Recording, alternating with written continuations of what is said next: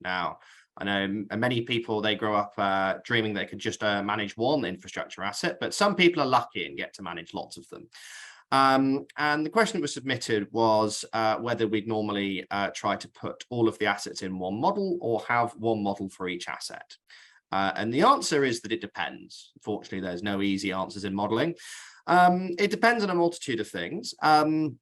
There is sort of one easy answer. If there are any sort of, if the model is going to be used to report to some senior lenders or something, it's probably going to make more sense to have an asset-specific model because the lenders for that project are only going to care about that one and not all of the other ones that you might manage. So in that case, it makes more sense to have one model. But if it's sort of your model is more for a portfolio or assets, or it's not really for lenders, it's more for a shareholder valuation, pardon me, a shareholder valuation model, then the answer becomes a little more nuanced. So why is it a difficult decision? So the issue with the decision is that both approaches have their advantages and disadvantages. If you put everything in one model, then the main advantage is that you sort of have that model is a one-stop shop for everything. Everything you could possibly need is in that one spreadsheet. It's not, you sort of don't have to worry about copying data between one model and another model if there are sort of intercompany movements. There's less risk that you do that incorrectly by misaligning things or opening the wrong model. If you're doing it lots of times, it's pretty tedious and it's easy to get distracted. So one model for many people may be a more ideal approach. The problems with having everything in one model, one of the main ones is that sometimes it's just not feasible, either because Excel can't do it. If you have lots of assets and they're all very complicated, then putting them all in one model is going to make your model exceptionally slow and perhaps even unusable. When your model is sort of getting to the sort of 50 or 60 megabyte range, it's probably worth trying to step back and wondering if your model is too big and whether or not it's worth trying a slightly different approach, which we can discuss shortly. Also, when sort of considering this approach, it's important to consider scalability. Your model might be reasonably small now, but if you're expanding and plan on putting more assets in the model in the future, at some point your approach may break down. If you have too many assets in one model, you may just sort of hit the sort of problems that I was just saying. The other sort of main reason you might want to have many models, many assets, is if different people manage each of the models. Maybe each sort of asset you have is monitored by a different company or a different person at the same company. And if you try and have 15 or 16 different people or companies managing one model, that way madness lies, and you're just not going to have any fun because there's not going to be any true owner of the model. You're going to have lots of different versions with many different amendments. There's not going to be any true version of the model. So it is a difficult decision. We have a few tips that may sort of help you either way. So first, looking at the one model approach. So as I said, it's important to realize that the limits of Excel and how much you can put in one workbook, but maybe that approach works for you and has those advantages I was talking about.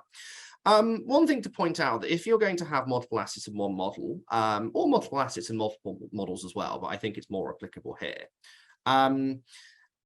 There is more sort of a cost-benefit analysis of some of the things that me and Hilary have been discussing, all three of the things we've been discussing earlier today. And generally sort of leaning towards the side of automating things, because it may be tolerable to sort of manually do something for an hour for one asset each quarter. But if you suddenly have 15 assets and it's taking you 1 or 2 hours a time, that's suddenly 30 hours a quarter, which is almost a week. You're spending like 5-6% of your working life just doing the same task over and over again. So you sort of would lean towards trying to have a more automatic solution for large parts of your modeling. One example of this here, so we've recently built a model for a client in which we built some trial balance interfaces. That's sort of what I was discussing earlier. So they just sort of need to copy and paste each trial balance into the model. And then the model figures out the rest for them. But we even went a step above that and used Power Query, which is a function, a sort of add-on to Excel, which is good for extracting data from a large number of spreadsheets.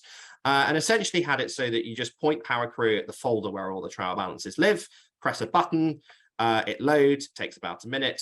Then you press another button and everything's copied over and your update is done. So we've reduced sort of a 30-hour process that sort of can take a week into a matter of minutes.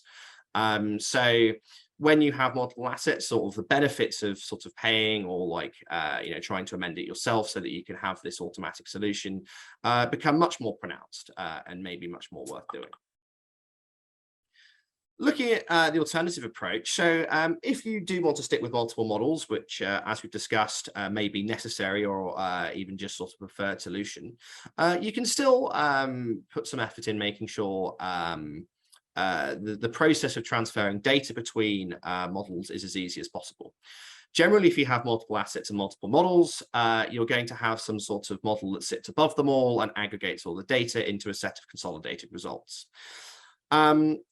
If you're going to do that, a few sort of tips for doing that would be, well, the main tip I would say is to ensure that whatever output sheet you're using to export data from each individual model matches as close as possible, if not identically, to the input sheet for your aggregator model, so that it's just a process of copying all your data from one model and pasting it in another one, however many times you need to do it.